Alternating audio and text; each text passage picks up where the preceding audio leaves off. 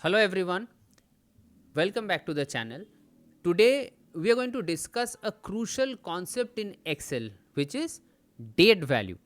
Now this is the key that allow Excel to handle date and time seamlessly, right? Enabling calculations, comparisons and so on. Now every date or every moment in time in Excel has a hidden numerical value. Okay, this is what lets Excel perform operations like calculating time differences, applying statistical formulas and so on. Now let's see how this is done. Let's see with an example. Okay, now out here you can see that we have a basic data where we have some orders, we have some order dates and we have got the product. Now this is a very basic data. I am going to do some calculation on the date. I am going to find out the first order date, I am going to find out the last order date and we are also going to find day since order.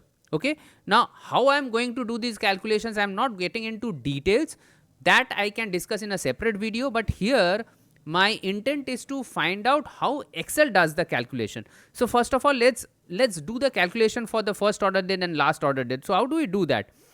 For first order date we are going to use the min formula. Okay, so you say equals min, we'll open the bracket, we'll select the entire range of dates which is there in the order date column, we'll close the bracket and hit our enter key. So this gives you the first order date or the first order that has happened. It was on the 2nd of November 2024. Similarly, since we have used min out here, for the last order date or the latest order we are going to use the max function.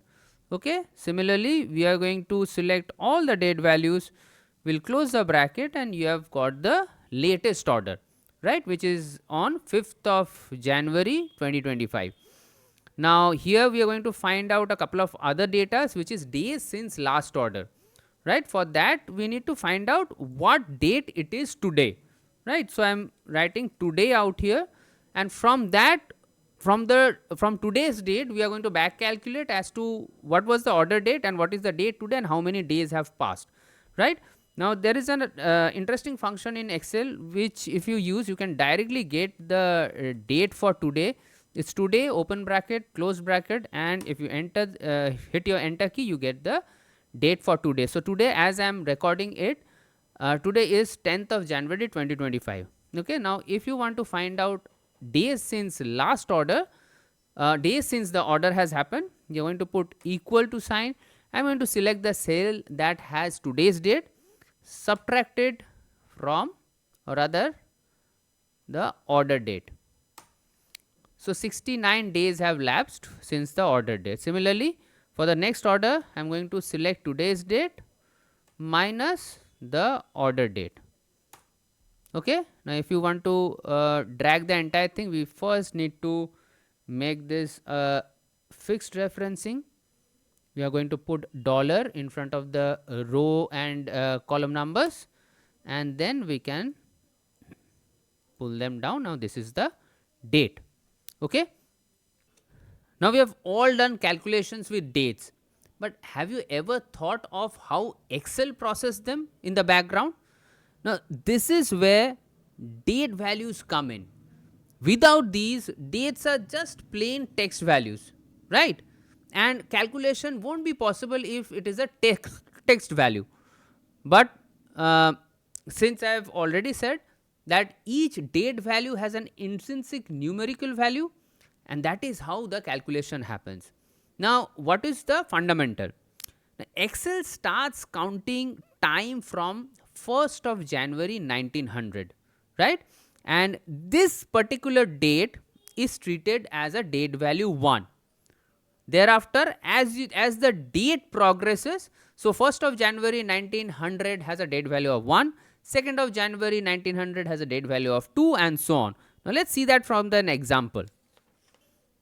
So out here if I say 1st January 1900, let's take another date, let's say 25th January 1900, or again let's take a recent date, 1st of January 2025. Now all these dates have a numeric value. So as I said, this is the first day as far as Excel dates are concerned. Now if you just go up to the ribbon and change the number format from date to general, you will see that the value is 1. Similarly, 25th January, it would have a value of 25 naturally. So if you change it to general, it's 25. Again, 1st of January 2025, it has a value of 45,658.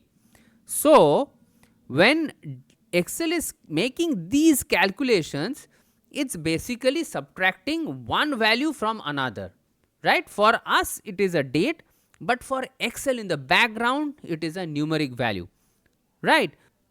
For example, this date out here, 10th of January 2025, has a value of 45,667. So let's write it out here, 45,667. Okay. Now when I am trying to find out number of days which has lapsed since the order date, in the first row I am deducting this date from this date, right? Now if I see the value of order date for the first row, I will just need to click on general. It's 45,598. So this is the value of order date 45,598, and this is the value of today, which is 10th of January 45,667. So if I just make a mathematical subtraction, if I deduct 45,598 from 45,667, I will see that I get 69 days. Okay. So this is how Excel does the calculation in the background. Though on the foreground we are seeing dates, but in the background it has a different calculation. Now once again, if you change the format, or rather the way the date looks, like here we have written DDMMYY. If we change that into a long format, let's say we write 10th of January 2025, or let's say YYMMDD format, whatever you do, the intrinsic base date value remains the same. Now again, once you go to the general, it's still 45,667. So whatever format you choose for writing the date, the value, the underlying value will be the same, so that Excel can calculate or use those values as a calculation. Okay. Now in some cases you will see time along with date values, or rather time along with date. Now here what happens is, I'll just write a date, random date, let's say 5th of January 2025. Okay.